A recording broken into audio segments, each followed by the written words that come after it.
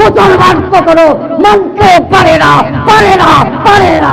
নদীর বিহীন একটা ঘটনা আমাদের ঢাকার পার্শ্ববর্তী রাজবাড়ী জেলার গোয়ালন্দ উপজেলায় একজন ফকির পাগলা মানুষ মৃত্যুবরণ করার পরেও তার কবরকে নিচু করার শর্ত দেওয়ার পরে তারা শর্তগুলো পালন করার পরেও আবার দেশের মুসলমান নামধারী একদল মুসলমানেরা তার কবর করে তার মরদেহকে রাস্তায় বিমান করে দেয়, রাস্তার মধ্যে আগুন ধরিয়ে এই জাতীয় পুরাণ হয়েছে।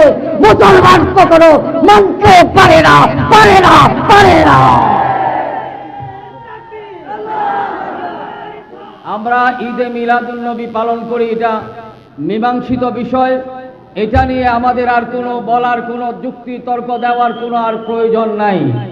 কারণ আপনারা জানেন, বাংলাদেশ নয়, গোটা বিশ্বের মানচিত্রের দিকে তাকালে আমরা দেখি গোটা বিশ্বের বিভিন্ন দেশে, গোটা মুসলিম বিশ্বে ঈদে মিলাদুন্নবীর দিনে রাষ্ট্রীয় ছুটি সহকারে জশ্নে জুলুস আনন্দ মিছিল হইতে আছে, অব্যাহতভাবে চলতেছে।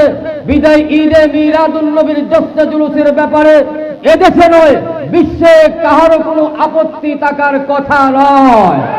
কিন্তু আজকে আমরা দেখেছি, একটি কথা বলতে চাই, বাংলাদেশের গভর্নমেন্ট রাষ্ট্রীয়ভাবে আজকের দিনকে রাষ্ট্রীয় ছুটি ঘোষণা করার পরেও বাংলাদেশের রাষ্ট্রীয় প্রতিষ্ঠান ইসলামিক ফাউন্ডেশনের পক্ষ থেকে পক্ষকালীন পবিত্র ঈদে মিলাদুন্নবীর অনুষ্ঠান জাতীয় মসজিদ বাইতুল মোকাররমে অনুষ্ঠান করার পরেও আজকে দেখা যাচ্ছে বাংলাদেশের মসজিদে একটি জেলার মধ্যে গর্জে উঠেছে মিলাদুন্নবীর বিরুদ্ধে।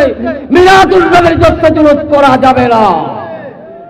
আমরা বলতে চাই, আপনাদেরকে আমরা গালি দিতে চাই না, কিন্তু রাষ্ট্রীয় আইন যদি মানতে চান তাহলে ঈদে মিলাদুন্নবীর বিরুদ্ধে কথা বলবেন না।